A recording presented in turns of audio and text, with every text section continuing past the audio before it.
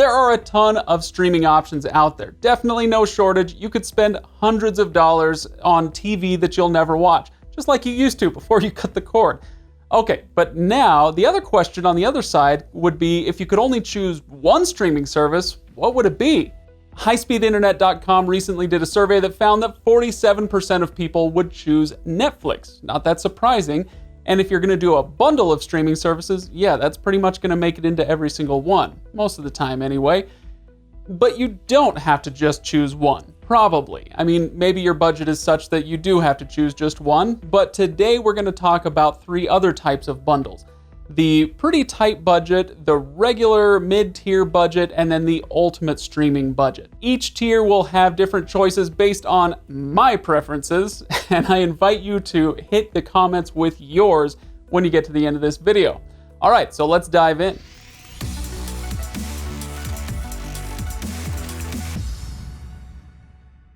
Alright, thanks for watching today. If this video is fun or helpful, give it a like and subscribe if you enjoy streaming content like this, or if you enjoy phone reviews or smart home tech reviews. We got a lot of that on this channel as well. Alright, now this video is meant to be a conversation starter, not the end of one. So yes, while my opinions are always correct, I still invite you to hit the comments below with your opinions and tell me how you would construct the ultimate streaming bundle.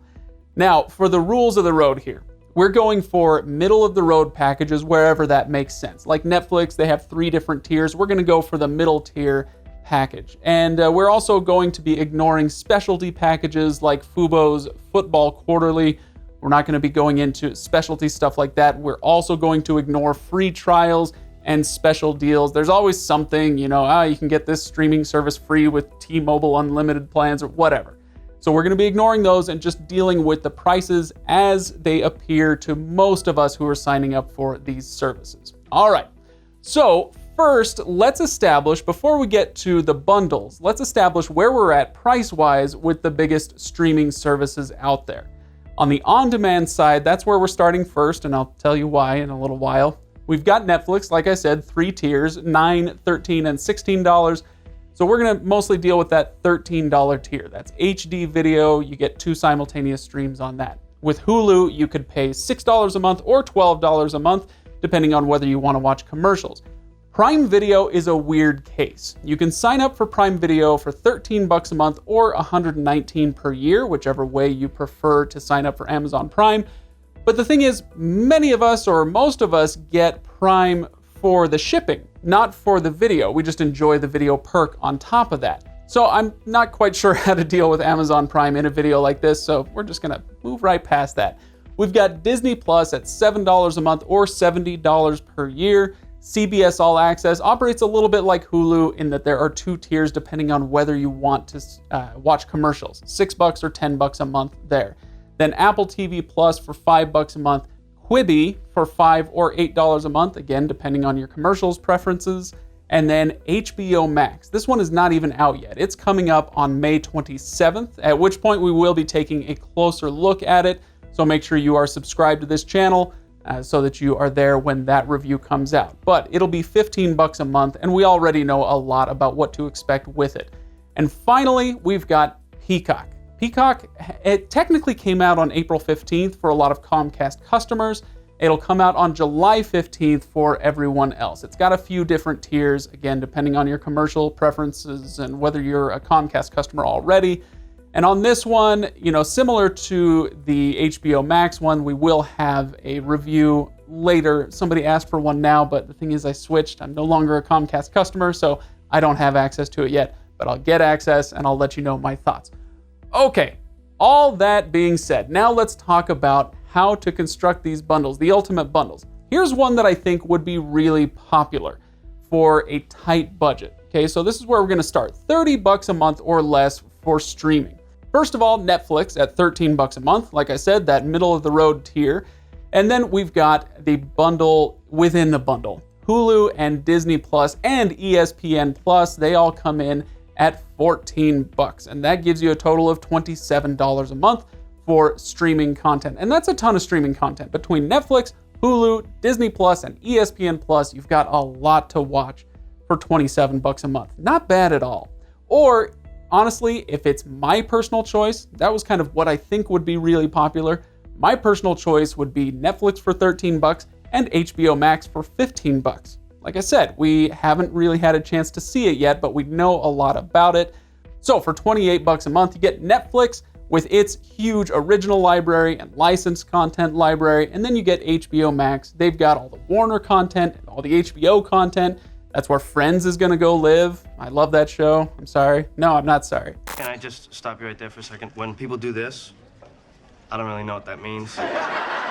Anyway, so that's my personal pick for a pretty tight budget. All right, now let's talk about the mid-tier budget. We're talking 50 bucks a month or less for streaming TV. Here's how I would construct this bundle. Again, let me know how you would do it. But Netflix for 13 bucks a month, and then the Hulu, Disney Plus, ESPN Plus combo for $14 a month, and then HBO Max for $15, and then we've got a little bit more room left, and I'm gonna slip in there Apple TV Plus. Apple TV Plus has a lot of really great premium content that's geared towards somebody with viewing habits like my own, so while you might think I'm crazy, I'm gonna put Apple TV Plus in there. That puts us at 47 bucks a month, I think, if I did my math right. I don't know, somebody will check me later and then put it on screen. So that is my kind of mid-tier budget. 50 bucks a month or less, you can get a ton of on-demand content. Now let's move on to the ultimate budget. We're talking $85 a month or less for streaming TV. And this is where I can finally answer a question that I know some of you have been asking. What about live TV? All right, so similar to what we did with the on-demand streaming content, we're gonna have to do that with the live players here. So we've got Fubo TV, which I already mentioned. They come in at a whopping 60 bucks a month to start, or $80 a month if you wanna get their upper tier service.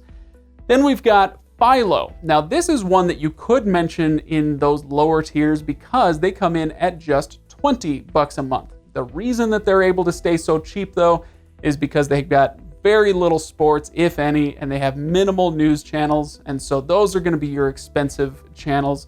So they're able to keep it pretty small, pretty tight budget-wise because of that.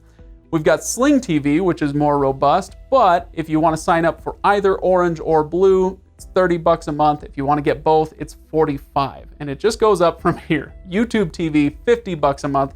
Hulu Live for $55 or $61 a month if you want to get rid of the commercials on your on-demand content. And then there's AT&T TV. I guess I should mention it. It starts at 50 bucks a month or 55 or 65 or 70 depending on your tier, but that's just for the first year of your 2-year contract. Anyway, and then it jumps up to 93 bucks a month all the way up to 135, and you know what? Forget I said anything. Let's just not worry about AT&T TV. Okay, so let's go back to this number that I came up with, $85 a month for the ultimate streaming bundle. Why did I come up with 85? Because the most popular live TV streaming service out there right now is Hulu Live. Seriously, it actually overtook Sling TV a few months ago. And if you listen very closely, you'll hear the sound of Craig being right again. I just don't think there's any stopping Hulu Live from dominating the live TV cord-cutting arena for the foreseeable future. Yeah, I know, I'm kind of a jerk, but I am always right. So anyway, Hulu Live starts at 55 bucks a month. So if you want a good live TV option, you take Hulu Live and then you tack on your $30 tight budget option from before or some variation of it. So for my $85 a month, I would take Hulu Live, which by the way gets me Hulu, and I would put Netflix on there for 13 bucks and HBO Max at 15. This puts me at $83 a month for a ton of TV, more than I could ever actually consume. But what's your magic number? I want to hear about yours. So what's the bundle you would go for? What price would you go for? Hit those comments and let me know. On your way down there, give this video a like if it was enjoyable, and subscribe so we can keep you up to date on HBO Max and Peacock and everything else that happens in the streaming world. Thanks for watching today, everybody. I will see you next time.